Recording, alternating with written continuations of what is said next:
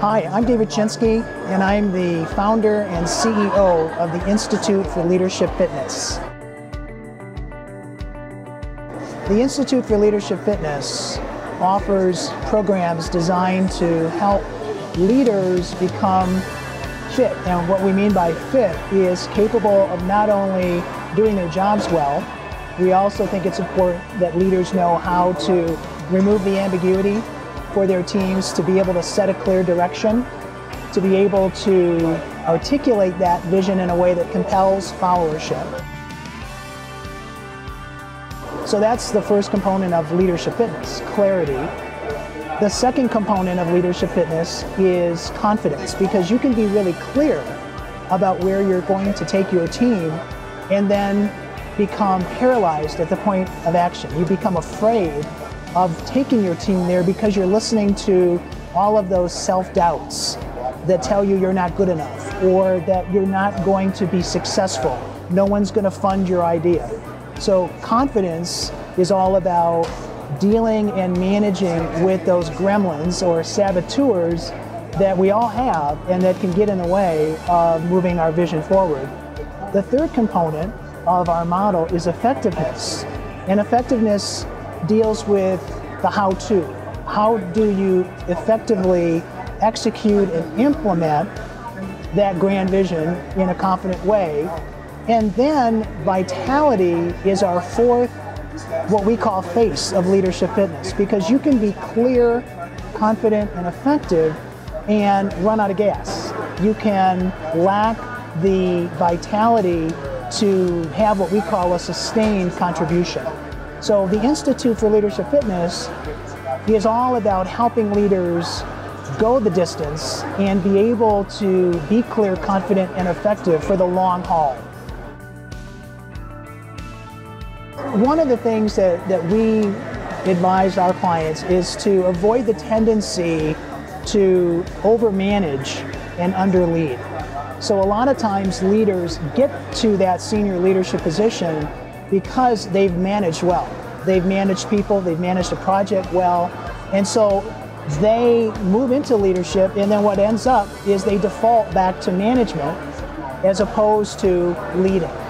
And so being clear about what your role is once you find yourself in a leadership position, and to try not to choke the pipeline of leaders coming up after you is really essential. And leaders can do that by getting out of the way, having trust that their people can do the job, and by being able to explain the task, be clear about what is required by when, and then allowing your team to actually go ahead and execute whatever it is that you're asking them to do. Leadership to us is really three things. It's being able to set a clear direction for your organization, for your team. So there's lots of different possible paths that an organization or team can take. It's the leader's job to articulate and define where the organization is going. The second thing a leader does is he or she aligns the rest of the organization with that direction. So it's not enough just to have a clear direction if nobody's following you.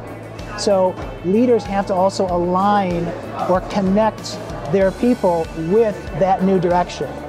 And the third thing that leaders do is make sure that they're constantly motivating and communicating with their people so that people don't lose faith with that change, particularly if it's a long-term change initiative.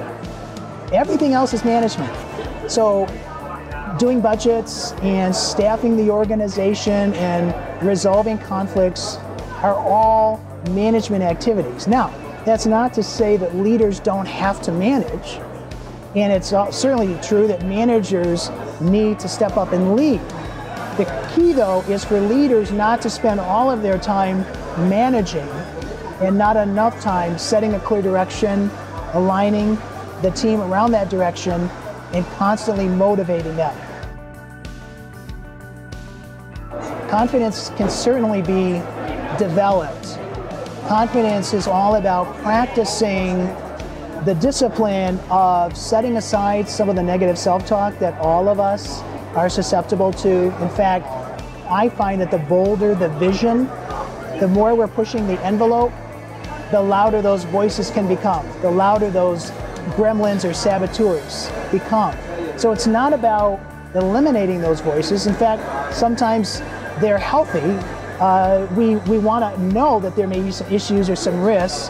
What we don't want to become, though, is paralyzed by those self-doubts, by those gremlins. So we can learn how to manage those gremlins by compartmentalizing them, by realizing that there's always a different perspective. So if we think that we're going to fail, that's just one perspective.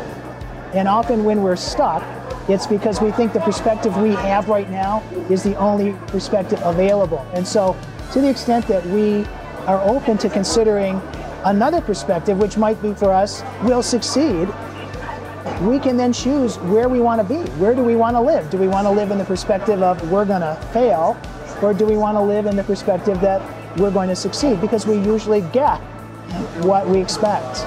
And so you can learn how to focus on generating new possibilities, and you can be more mindful of the fact that all of us are subject to this, and we don't have to believe those voices. Effectiveness is really all about being able to use tools that will allow you to achieve your vision. And so learning how to assess your readiness to take action, knowing whether or not there are some blocks that might be preventing you from moving forward as quickly as you can. We use a tool that determines whether people are at their threshold of activation, where they're actually poised to take action, or whether they're actually in stress or apathy around that activity.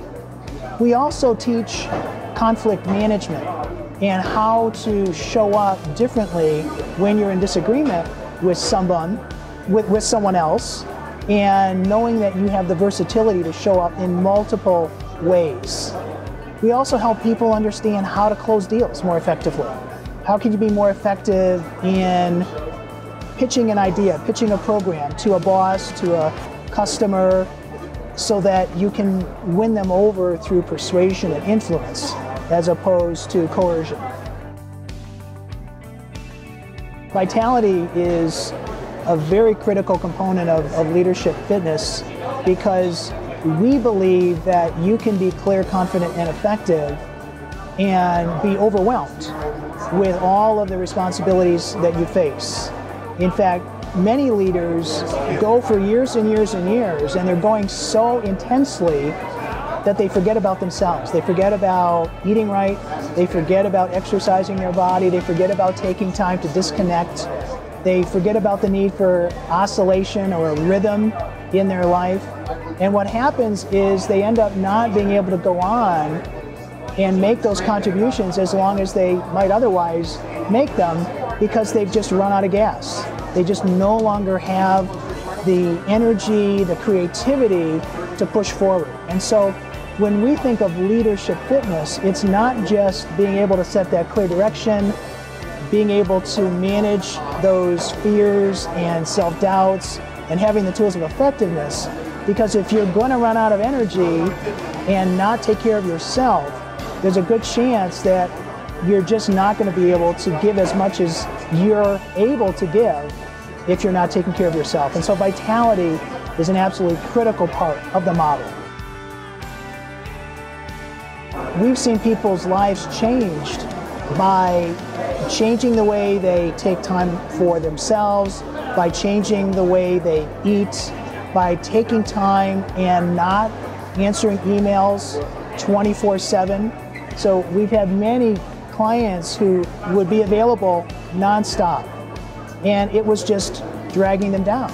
They were never able to go away. I'm reminded of a picture of a client. Someone sent a picture to me. This was a spouse who sent me this picture at the beginning of the program of her spouse lying on the beach, feet in the water, and computer on the sand. So kind of half in the water, half spending time on the computer. At the end of our program, after teaching the tools of vitality, this individual leader is now spending time with his family, is creating more boundaries, and is actually much more productive, much more creative. It's not, what we've learned is it's not a selfish act to take time for yourself. The organization actually benefits as much as the individual, because if we're burning ourselves out and burning our leaders out, their ability to really rise to the occasion and help move us forward is going to be compromised.